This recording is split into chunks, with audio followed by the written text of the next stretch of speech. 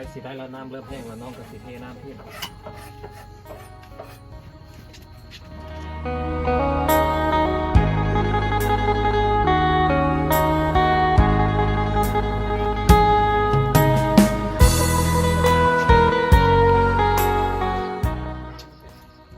ขั้นตอนสุดท้ายก็คือไปข้างไฟนะพี่น้องนะข้างไฟนะครับได้เลยมาพี่น้องเดี๋ยวว่าต้นจะพาพี่น้องมาการ์ดทางน้องเย็นขนาดเลยบรรยากาศยามแดงเย็นขนาดเลย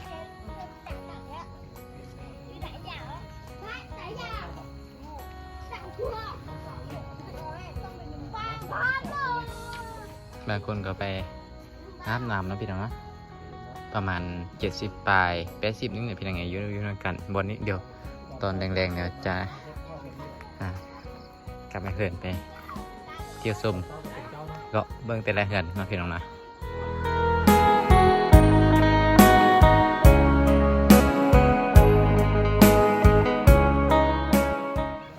สบายดีเด้อสบายดีพ่อแม่พี่น้องเดี๋ยวนี้นั้นเราก็กลับมาพบกันเป็นบรรยากาศ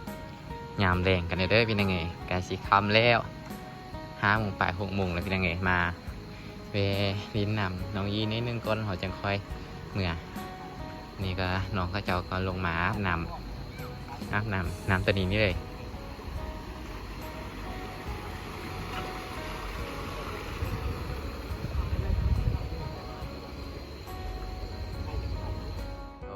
มาโตก็จะพาพี่น้องมาเบิ้งตู้พร้อมน้องๆที่เขาเรียนอยู่พี่นี่ก่อนพี่ดังไงมาเบิ้งว่าจะเป็นจังใดเป็นงานพักห้องพักของกระจอนั่นเองนี่มาโตจะพาพี่น้องมาเบิ้งนำกันน้ำนี่จะง่ายกว่ามูเป็นยังไงเป็นยงคืนจังซีเลยมาโตก็ไปเลยนะเบิ้งว่ามีจังล่างอะไรไล่ล่างอยู่อันนี้ก็เป็นเหินยงพื้นอันนี้เลยพี่น้องอันนี้ก็จะเห็นแบบดังเดิมเลยนี่ประมาณนี้เลย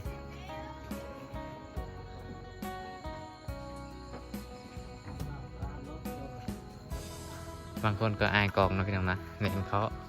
เงินไปเลยปิดประตูไปเลย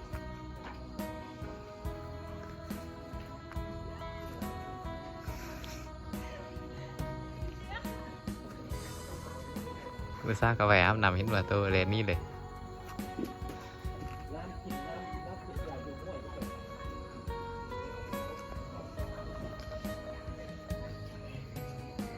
เดี๋ยวว่าตัวจะลองนับเบิ้ง2 4 5 6 7 8 9 10 11 12 EP 12ล่างเป็นยังไงเป็นตุ้มหน่อยๆอย่างสีเลย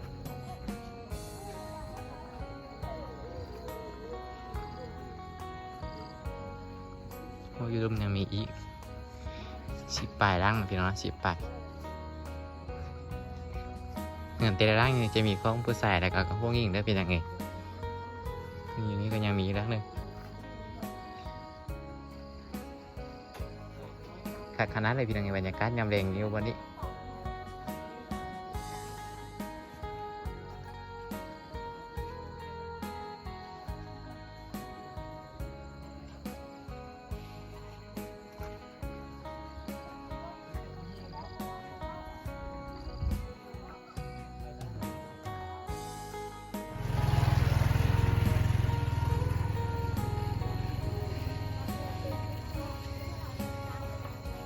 เจ้าลุงเข้าแล้วก่อนเจ้ามาอยู่สักคน3 คนไปเปิ้ลเงินจ้าบ้านการไปเปิ้ลกันเพื่อนน้องน้อยก่อนนี่สาวน้อยสูงเกินบรรยากาศหมู่บ้านนักเรียนพี่น้องอันนี้ถือว่าเป็นหมู่บ้านนักเรียนด้วยนี่บรรยากาศยังเป็นคณะเลยสบายดีอยู่กัน3 คนกำลังกวนงานเนาะเดี๋ยวเรากวนงานกันไปโยกกับเจ้านอนบ่อนนอนกับเจ้าอ่อนยกพื้นขึ้นสูงมันบ่อันตรายยันงูยันเงี้ยวแต่ว่านี่ยกพื้นขึ้นย่อยมคือช่วยเล่น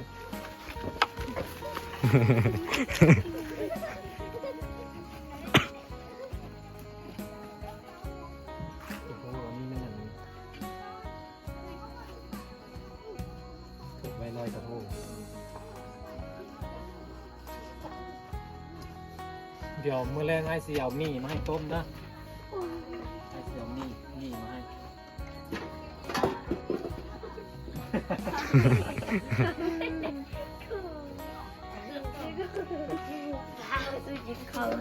บ่ต้องอายเด้ออันนี้ไม่ยังอันนี้มักอึบ่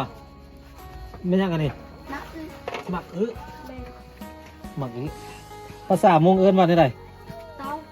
เต้าเนาะภาษามงเอิ้นว่าเต้า เต้า มักน้ำเต้าเกินเต้าคือกันมักอึเกินเต้าเหลืองสาวน้อยปานอายเรากำลังนั่นเฮ็ดข้าวกินนี่เฮ็ดข้าวแรงนี่ก็จะสิต้มกามันสุกแล้วก็เทน้ำออกแม่นบ่น้องน้อยเทน้ำออกแล้วก็เอาข้างไฟให้มันแห้งสูตรก็เจ้าได้กินข้าวกินได้ทุกเม็ดเลย กินได้ทุกเม็ดเลยข้าวก็จะบ่ไหม้หม้อจะบ่ติดหม้อสุดหลังน้องอันมันบ่มีเนาะมันอัปเดตใหม่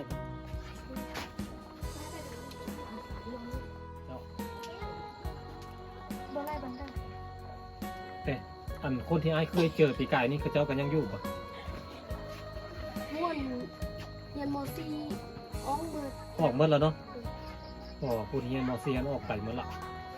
เราบ่ได้อยู่บ้านเลยเนาะเราไปอยู่อยู่ไสบ่อยู่บ่อแก้วน้ำแม่แล้วพ่อแม่แล้วเนาะ อุดมไซน์หนึ่ง อุดมไซเนาะ มาพี่น้องเดี๋ยวว่าต้องจะพาพี่น้องมาทางหนองเย็นขนาดเลยบรรยากาศยามแดงเย็นขนาดเลย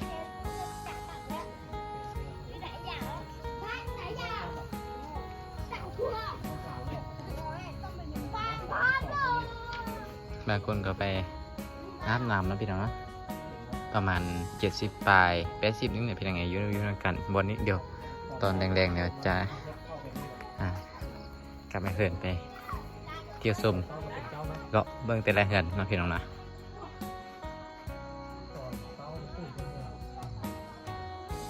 ใกล้สิได้แล้วน้ำเริ่มแห้งแล้วน้องก็สิเทน้ำขึ้น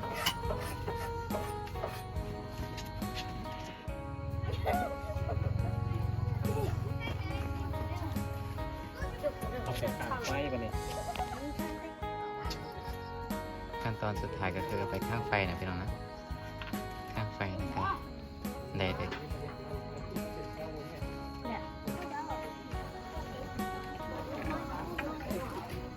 ปานนี่มาหินจังสีคัดกันหรอ ไปมาเบิ่งบ้านหลังนี้เนาะเบิ่งเพื่อนหลังนี้เนี่ยโอ้บ้านหลังนี้มีแต่วัยรุ่นมีแต่ผู้บ่าวชื่ออะไรได้อยู่บ่ปีกายนี่ไอ้กับมาดิปีกายนี่ไอ้มาอันเฮ็ดอันกินปันเจ้ากินนะชื่อบ่ได้ครับไอ้ยังชื่อเจ้าได้เจ้าอยู่นี่ไอ้เฮ็ดอยู่เงินหลังนั้นปีกายเฮ็ดยังกินนี่กำลังเสียข้าวบ่ได้ดังไฟเลยเนาะกำลังสิดังไฟเอาเฮ็ดไหมเฮ็ดรถตามสบายเลยน้องกำลังเสียข้าวต้มข้าวกิน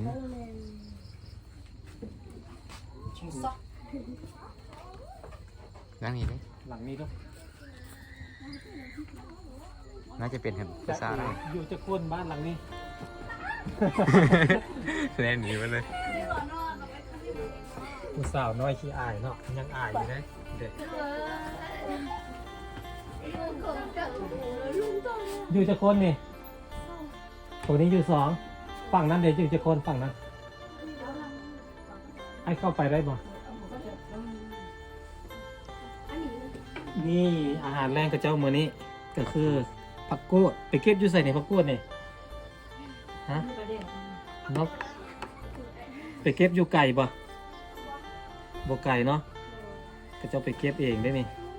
เลิกโรงเรียนมากระเจ้าก็เก็บผักกูดมาไว้คั่วกินแรงเบิ่งอ่ะคั่วมาอายนะอายเนาะ น้องนี่เด็ก โอ้โหน้องมีน้องอันเสื้ออย่างก็เล่ามีแม่นปะน้องเสื้อแดงขนาดเสื้อมีเนาะน้องมีนั่นเองน้องมีคนงาม น้องมีนอนนี่ปะ นอนเพื่อนหลังน้ำรถแต่ว่ามาเล่นน้ำมูกเรียนห้องไหนแล้วน้องมีมอซี่ตั้งแต่ไอเห็นคนนั่นมงมามีเจ้าคนเดียวที่คิ้วดกคิ้วดำมานะปกติสิเห็นคนมงแต่ละคนสีคิ้วน้อยคิ้วบ่ดำเนาะแต่ว่าน้องมีนี่เป็นคนคิ้วใหญ่เลยคิ้วหลายมีเสน่ห์ดีแบบหนึ่งงามแล้วไอเสี่ยวมีมาให้เด้อแล้วไอเสี่ยวเอามีเอาไวๆมาให้เอามาฝากเป็นตาม่วนเนาะอยู่กันหลายๆคน อันมีคนอยู่หันน่ะลีอยู่หันน่ะมีคนลีอยู่หันน่ะ ดีเจทางนั้น ที่อายคนที่อายลีอยู่หันบ่เห็นหน้าไปน้องอายไปหาน้องยีมาหรือยังน้องยีโอ้โห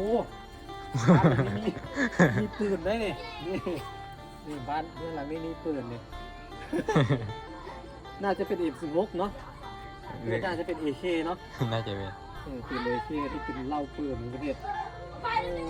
ล่าสุดเอามาล็อกไว้เอามาตอกอันล็อกอันฝาเงินไว้ ล้างนั้นข้างได้เห็นล้างนั้น ทำไว้ ล้างทันกัน ไปลองเล่นน้ำลองกัน บรรยากาศคณะเลยม้วนบรรยากาศย่ำแดงอย่างสีม้วนคณะเลย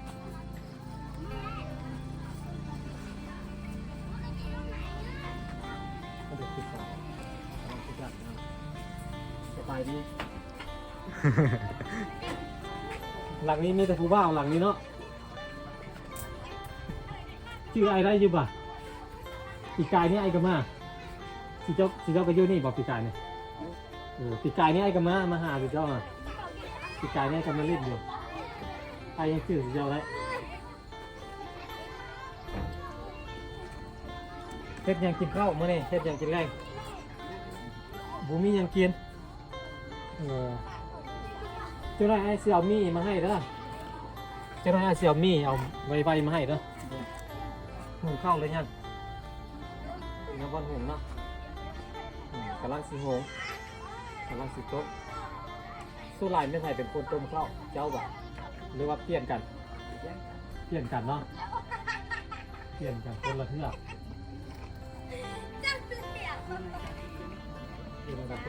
เป็นพี่น้องกันแบบเป็นพี่น้องกันเจ้าสีนอนแบบเป็นนั่นผู้หญิงกับต่างหากผู้ชายกับต่างหากได้ผู้ชายกับสีนอนกับผู้ชายผู้หญิงกับสีนอนกับผู้หญิงเนาะก็จะสิอยู่เป็นหลังแบบนี้เลยท่านจะไม่เงินแล้วเงินไทยปันท่าทางไหนวะเนาะ หรือถ้าไม่เจอเบื้องหลัง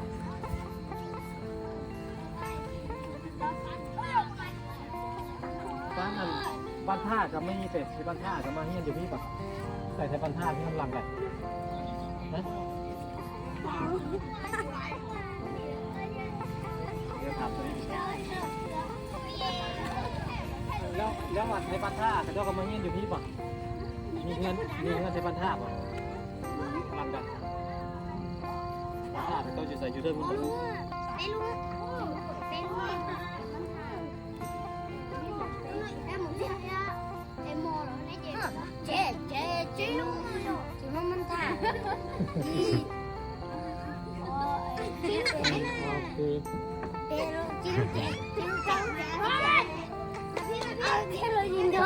จะคนมาท่ามาหลายบ้านแล้วบ้านอันน้องกับมาเฮียนอยู่พี่ปะเขากับมัน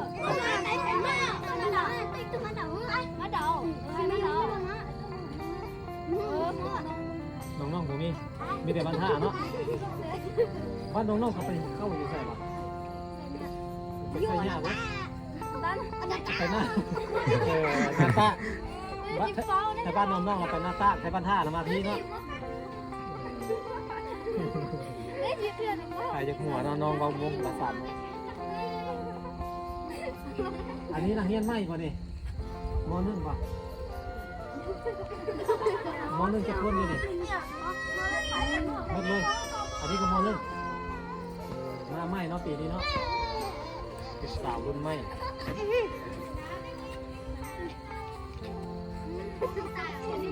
วันศุกร์นี้กลับบ้านป่ะ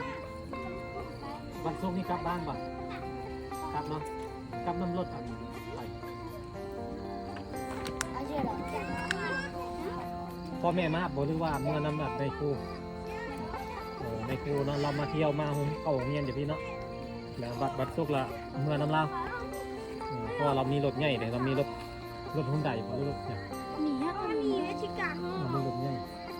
ต้องป้องกันโดดจะป้องอันนี้มีมันได้ ไปหาน้องยีบ่น้อง อา ยี ยีมาแล้วเตะ มา ไปหาน้องยี่ก่อนไอ้เสี่ยวมี่มาให้เด้อ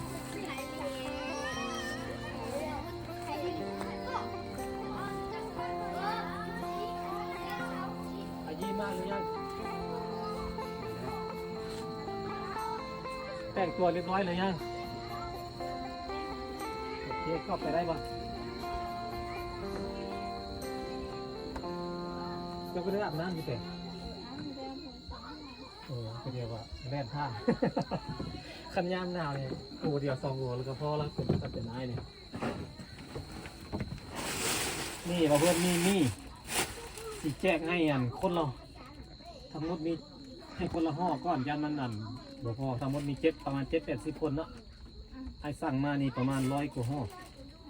คือว่าเฮาให้มานำทางนี่แหละประมาณ ไอ้ให้มานำทางด้วยให้คนมานำทางด้วยนี่อย่างนี้ก็คือน้องกี้อันเอาเจ้าแบ่งอันมัดนึ่งไปให้อันเงินหลังนั่นเลยเด้อพักนี่นะแบ่งให้กับเจ้ามัดนึ่งเลยเดี๋ยวเจ้าหุงข้าวแล้วมาละใครเป็นคนเนี้ย น้องสาว น้องสาว เรีย ผู้น้อยพด ผู้น้อยผู้นี้ ผู้น้อยก็เฮ็ดข้าวเป็นแต่เห็นว่าเว้าเป็นเก่งๆนะก็เฮ็ดนึ่งข้าวก็เป็นอยู่เนาะให้เก่งในคนน่ะเบิ่งทรงคือสีให้เก่งกับผู้น้อยล่า